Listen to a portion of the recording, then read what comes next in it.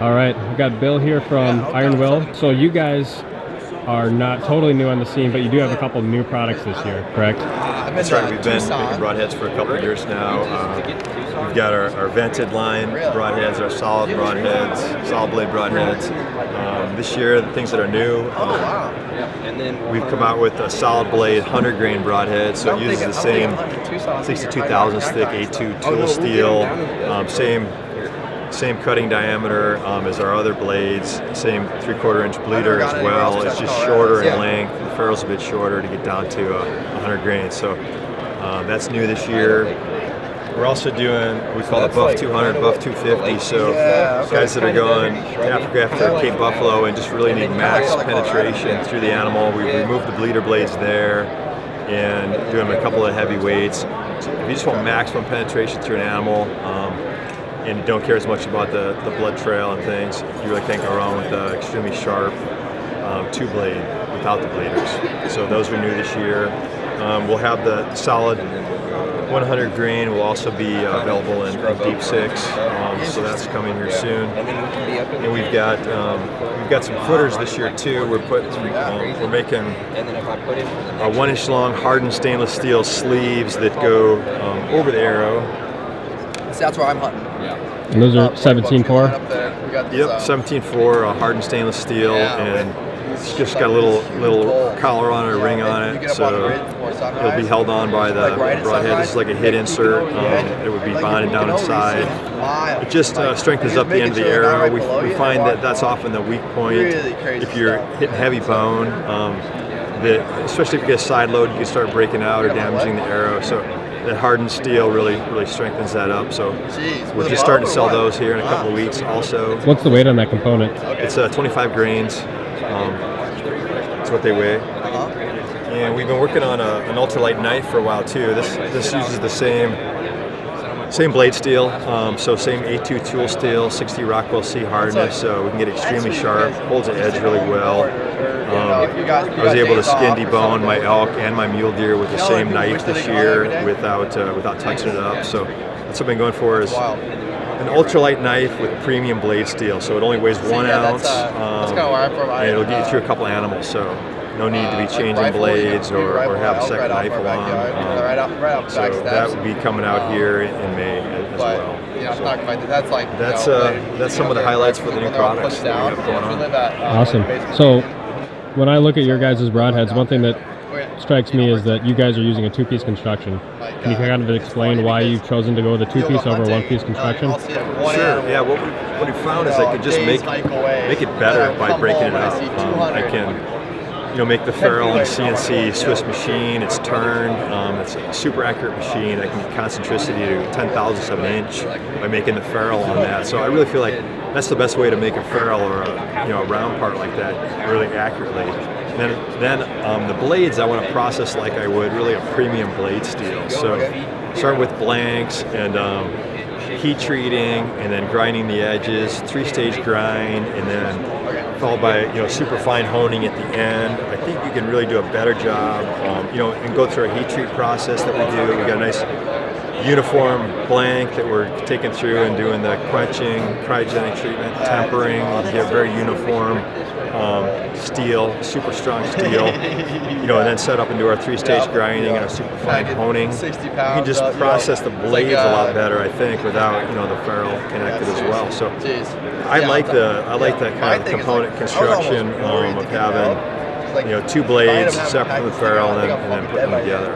So that's really why we do it. I think you get a better product overall. Gotcha. And then there's obviously a lot of single bevel and double bevel heads in the market. Why do you choose the design that you guys do? Right, I've designed in a single bevel. I've tested a single bevel versus double bevel, and I really like the double bevel edge better. I think you get a better combination of extremely sharp, durable edge with a double bevel, more so than you do with the single bevel. So that's definitely part of it. Also, in my testing, a double bevel, it rotates, so that actually slows penetration. So max penetration, I think, can be better with a double bevel. But it really has a lot to do with extremely sharp edges. I mean, you get great penetration just by having extremely sharp edges. The other thing is with our bleeder blade in that crosscut, I think, so we might not get as kind of long of a wound channel if it's not rotating, but with that crosscut, we're cutting an extra 3/4 inch slice through there, and I think you get very quick fills with it. So I just think a double bevel is better. We also see great penetration through bone. I think a single bevel is said to like torque a bone and break a bigger hole out. Well, I think with our thick blade, 62 thousandths thick, what I see is we break a big chunk out of the bone as well with this, and then everything passes through easier. So in the bone penetration testing I've seen, I haven't seen an advantage of single bevels, and I see other advantages with double bevel, and that's really why we're still making it that way. I believe it's better. Gotcha. And as far as your vented versus non-vented heads, do you guys personally have a preference? I'm sure the consumers probably drive somewhat of what you guys make, but what is your favorite? That's a good question. I shot the vented for years and taken a lot of animals with those. I shot the solid 125 last year, and I really shot them both side by side all summer, and then decided to use the solid. I don't think you'll see a difference in performance. They both fly really well. The solid blade is slightly stronger without the vents, but you're not gonna. We've never broken a vented blade on bone or anything, so I don't think the strength's gonna matter. It's more of a personal preference. Some guys like a vented head, and some guys like a solid. So we offer both options. Gotcha.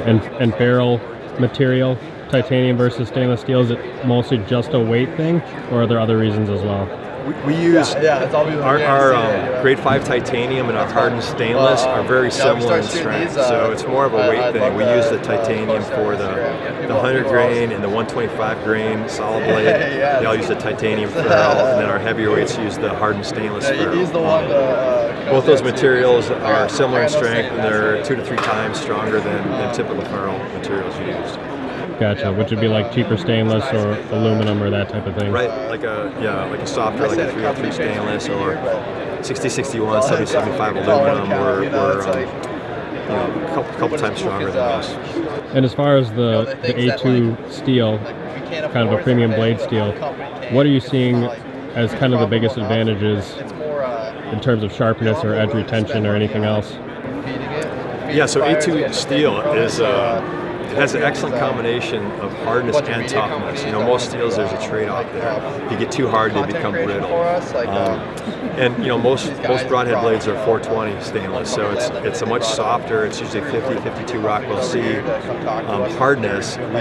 We use 60 Rockwell C hardness with our A2. So with that hardness, you get a much sharper edge. You know, with the softer steel, you can't get the edge as sharp to start with, and then also with the high hardness, it stays sharp a lot longer. It takes a lot more wear to dull it. So you can shoot through an elk and still shave hair with it. You know, it just retains that edge really well.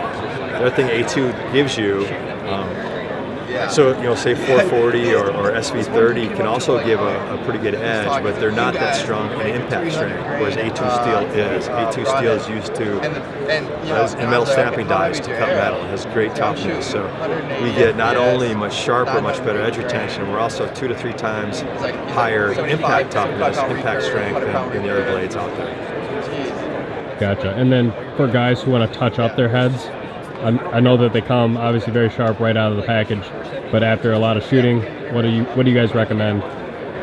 Yeah, so our blades will stay extremely sharp for a long time. You know, 5 shots or less in a Reinhardt target, just put it right in your quiver. It'll still shave hair, and we haven't actually been able to measure any difference to the edge out to 10,000ths of an inch after 5 shots at a target. When you start getting up around 100 shots at a target, we're seeing maybe 1,000ths of an inch rollover. So, you know, if you're shooting more than 5-10 times, then I would just say a light touch up on an extra fine stone. And I've got videos on my YouTube channel kind of showing what I do for light touch ups and then like thoroughly resharpening. You can sharpen it like you would a knife if you've got, you know, if you've hit a rock or damaged an edge, you can do a thorough resharpening. But check our YouTube channel for the details on how I do that. Awesome. And are you guys just online right now? Or are you also in stores as well? We're in about 10 or 15 dealers, archery pro shops throughout the country, but most of our sales are just direct online. So yeah, you can go to our website, ironwilloutfitters.com, and order directly there. You can check out our stuff on Instagram at Iron Will Outfitters. We post a lot of the new things going on, some of our testing, a lot of our people that have shot animals, stuff like that. You can check out there as well. Awesome. I appreciate it. Yeah, thank you, Garrett.